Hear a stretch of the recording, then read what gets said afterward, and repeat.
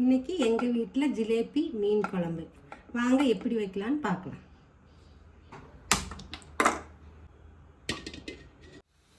ரெண்டு ஸ்பூன் சமையல் ஆயில் ஊற்றிக்கலாம். எண்ணெய் காஞ்சது வரமிளகா போட்டுக்கலாம். இது நல்லா வறுத்துட்டு பூண்டு போட்டுக்கலாம்.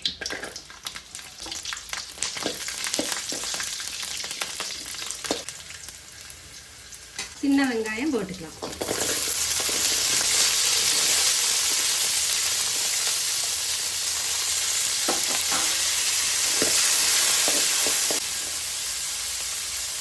இதுக்கு கருவேப்பிலை போட்டுக்கலாம்.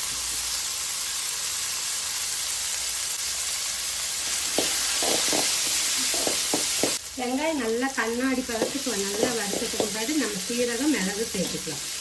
பார்த்தீங்கன்னா கண்ணாடி பழத்துக்கு வந்துருக்கு. ஒரு ஸ்பூன் மிளகு சேர்த்துக்கலாம்.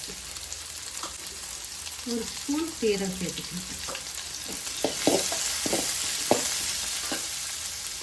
நல்லா பொன்னரமாக வறுத்து மீன் குழம்பு வச்சாலே நல்லா இருக்கும்.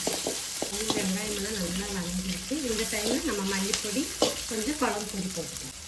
மல்லித்தூள், குழம்பு தூள்.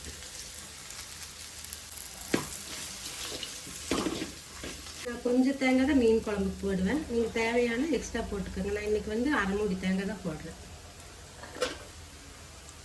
நான் மீன் குழம்புக்கு எல்லாமே வறுத்து அரைக்கிறதுனால தேங்காயும் ஒரு 2 நிமிஷம் வறுத்து நீங்கள் அரைச்சா நல்லா இருக்கும். இப்போ போட்டுக்கிற மசாலாலாம் 1 கிலோ மீனுக்கு. நம்ம ஆஃப் பண்ணிவிட்டு ஆறுநதி மசாலா அரைச்சிடலாம். அரைச்சிட்டு குழம்பு வச்சுக்கலாம். நம்ம வறுத்து வச்ச மசாலா அரைச்சி எடுத்தாச்சு. 50 கிராம் புளி கரைச்சி தண்ணி எடுத்து வச்சுருக்கேன்.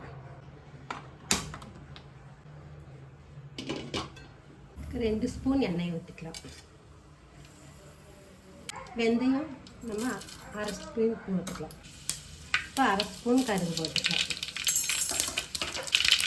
ஒரு கட்டு கருவேப்பிலை போட்டுக்கலாம். ஒரு வெங்காயம் தக்காளி வச்சுட்டு போட்டுக்கலாம். 2 பச்சை மிளகாய் போட்டுக்கலாம். இஞ்சி தட்டி வச்சுருக்கேன், அதையும் எண்ணெய் போட்டுக்கலாம். நல்லா 2 தக்காளி கட் பண்ணி போட்டுக்கலாம்.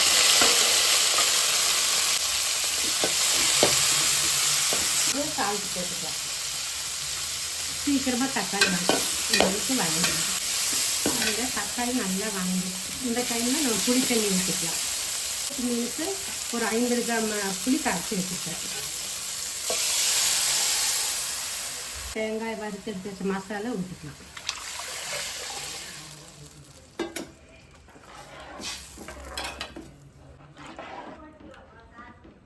தேவையான அளவு உப்பு போட்டுக்கலாம்.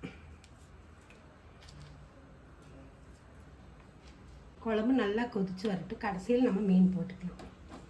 நல்லா மூடி வச்சுருக்கோம். ஒரு 5 நிமிஷம் நல்லா கொதிக்கட்டும். கொதிச்சு இந்த மாதிரி நல்லா கொதிக்கணும். இந்த குழம்பு பச்சை வாசம் போனது. இந்த சமயத்தில் நம்ம மீனை போட்டுக்கலாம்.